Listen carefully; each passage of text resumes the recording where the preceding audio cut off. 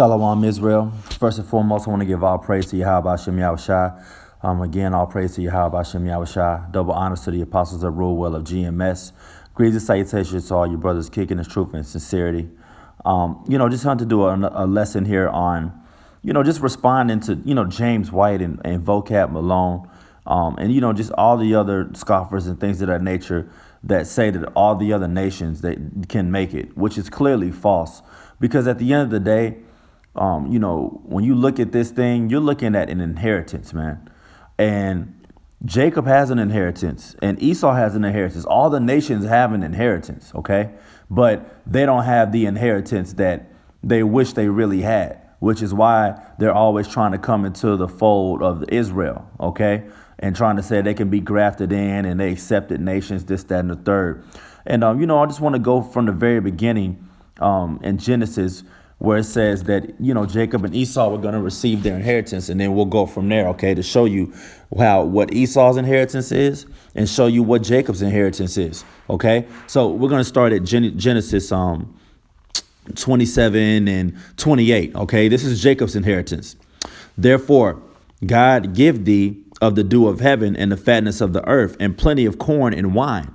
Let people serve thee and nations bow down to thee. Be Lord over thy brethren, and let thy mother's sons bow down to thee.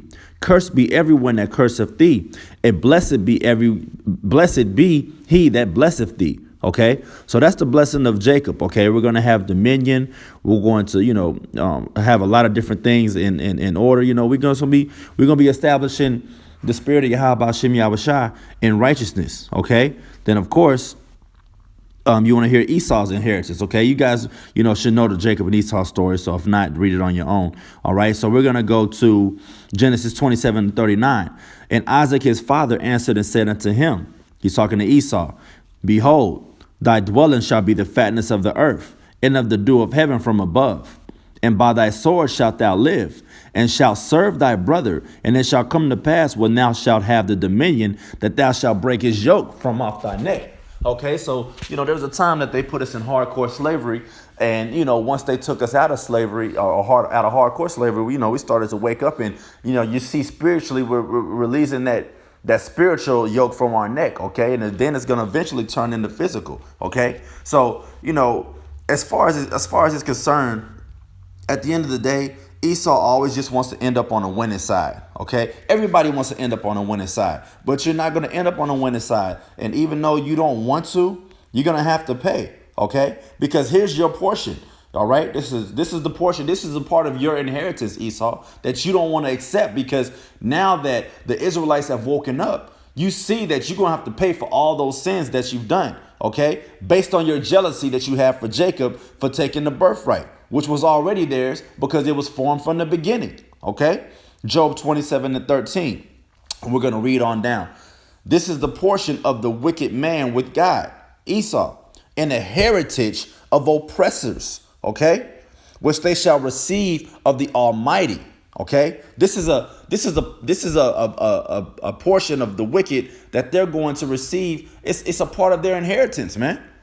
If his children be multiplied, it is for the sword, and his offspring shall not be satisfied with bread. Those that remain of him shall be buried in death, and his widows shall not weep. Though he heap up silver as the dust, and prepare raiment as the clay, he may prepare it, but the just shall put it on, and the innocent shall divide the silver. He buildeth his house as a moth, and as a booth that the keeper maketh. The rich man shall lie down, but he shall not be gathered. He openeth his eyes, and he is not. Terrors take hold on him as waters. A tempest steal him away in the night. The east wind carried him away, and he departeth, and as a storm hurleth him out of his place, for God shall cast upon him and not spare. He would fain flee out of his hand. Men shall clap their hands at him and shall hiss him out of his place. Okay, so you see all these different things where the Lord has set them up, and then he just set them up just to take them down. Okay, but how are they going to be taken down? All right, who's going to take them down? Okay, we'll show you. I'll show you right here in Jeremiah. Let's get Jeremiah 51, and let's start at the 19th verse. Okay, this is the inheritance of Jacob and how they're going to be taken down. The portion of Jacob is not like them, for he is the former of all things, and Israel is the rod of his inheritance. And you look up the word inheritance, it goes back to heritage. Okay, this is the heritage of those that are in the spirit of Yahweh Shem Yahushua, starting with his elect. Okay, the Lord of hosts is his name. Because what you have to understand about inheritance, if you own the Dallas Cowboys, we know Jerry Jones owns the Dallas Cowboys. All right. When Jerry Jones passes away, it's not going to go to it's not going to go to Emmitt Smith. It's not going to go to Michael Irvin. Why? Because those are his slaves, man. You don't give your slaves your inheritance. You give it to your son, Stephen Jones. Okay. You give it to the son after that, because that's the inheritance, man. That's how heritage works, man. All right. Whether you deserve it or not, this is what you're getting. So even if you are 2/3 Israelites, you're still going to be a part of the inheritance. You're just not going to receive the elect inheritance that the Lord set up for the 144. Okay. But here goes the inheritance for Jacob that's going to happen to Esau through Jacob. Thou art my battle axe and weapons of war. For with thee will I break in pieces the nations, and with thee will I destroy kingdoms. And you look up that word nations, it's a few different definitions, but the second definition, I believe, it says not of the Hebrews. Okay, so that's what's going to happen. Not of the Hebrews. They're going to, these are the people that are not of Israelite origin. Okay, Hebrew Israelite origin. Okay. And with thee will I break in pieces the horse and his rider. And with thee will I break in pieces the chariot and his rider.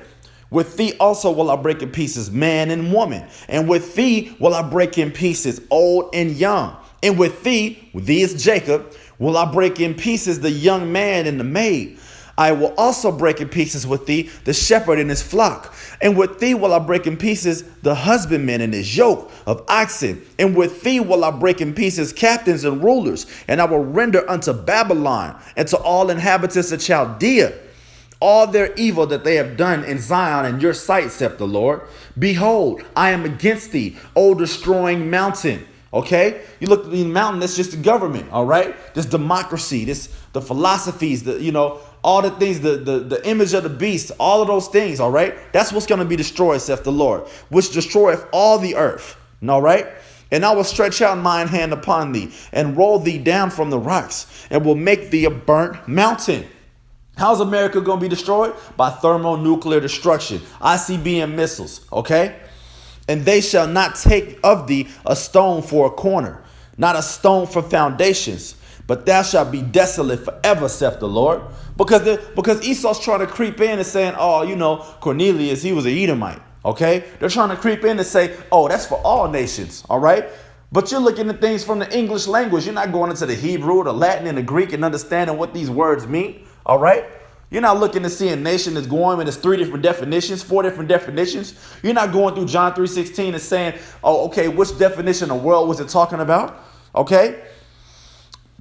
And they shall not take of thee a stone for a corner, nor a stone for foundations, but thou shalt be desolate forever, saith the Lord. And that has not happened yet.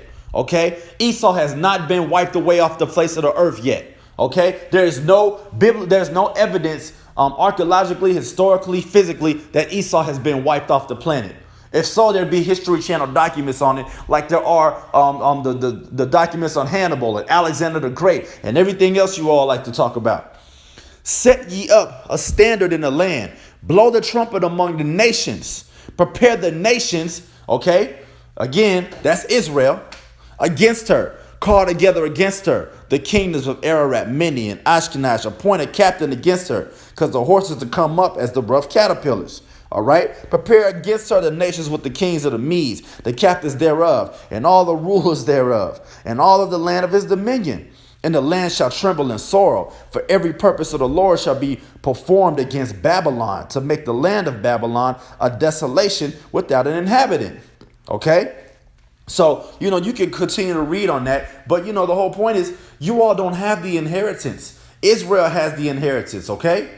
And with that inheritance, the Lord is going to, with the inheritance, once the elect are sealed, the Lord is going to wake us up and you all are going to be out of there. OK. Your job is done. You're no longer needed on the face of the planet Earth. OK. Because you've done everything that you've done what you set out to do. All right, to kill, to steal, to destroy. All right, and you know what I'm saying. You don't have a place in this world anymore. There's no place for your wickedness. You've done enough. Okay, and I want to get this here in Hebrews 8 because I mean, I've been getting a lot of Old Testament. So, for people who like to argue the Old Testament and New Testament and all that, all right, we're just going to read this. Now, the things which we have spoken, this is the sum. We have such an high priest who is set on the right hand of the throne of the majesty of heavens. Okay. I'm just kind of flowing in the spirit. We're just, y'all bear with me. Okay. All right. So let's go here. Let's go to 8 and 5. Who serve unto the example and shadow of heavenly things, as Moses was admonished of God when he was about to make the tabernacle. For see, saith he, that thou make all things according to the pattern showed to thee in the mount. And when you read in Exodus, you read in Leviticus, the first chapters are talking about unto Israel, okay? Moses of Levi unto Israel, okay? But now he hath obtained a more excellent ministry, by how much also he is the mediator of a better covenant, which was established upon better promises. For if that first covenant had been faultless, then there should be no place have been sought for the second. For finding fault with them, he said, behold, the days come, saith the Lord, when I will make a new covenant with the house of Israel and with the house of Judah. A new covenant with the house of Israel and with the house of Judah. It's very plain. It don't say the house of Edom. It don't say the house of Ishmael. It don't say the house of Ashkenaz. It don't say none of that. It says the house of Israel and the head tribe, Judah, who the Lord you ignorantly call Jesus Christ, came through. Not according to the covenant that I made with their fathers in the day when I took them by the hand to lead them out of the land of Egypt, because they continued not in my covenant, and I regarded them not, saith the Lord. For this is the covenant that I will make with the house of Israel after those days, saith the Lord. I will put my laws into their mind and write them in their hearts. All right, mind, la'ab. All right. And I will be to them a God, and they shall be to me a people. And they shall not teach every man his neighbor and every man his brother, saying, know the Lord, for all shall know me, from the least to the greatest. All right. For I will be merciful to their unrighteousness, and their sins and their iniquities will I remember no more. And that, he saith, a new covenant. He hath made the first old. Now that which decayeth and waxeth old is ready to vanish away. And the reason that I read that pretty much was, because it's so self-explanatory. All right. From the house of Israel and the house of Judah, man. That's who the Lord is dealing with. That's who he's always dealt with since the beginning, okay? And if you're not in that fold, hey, you better go live it up now. Go take all your money out of Wall Street, get your credit cards, go to Disneyland, go to the Philippines, go to the Dominican Republic, go screw you some prostitutes, whatever you want to do, go and do that, because your time is up, all right? And with that, I want to say all praise to Yahweh Shem Yahweh Shai. Shalom.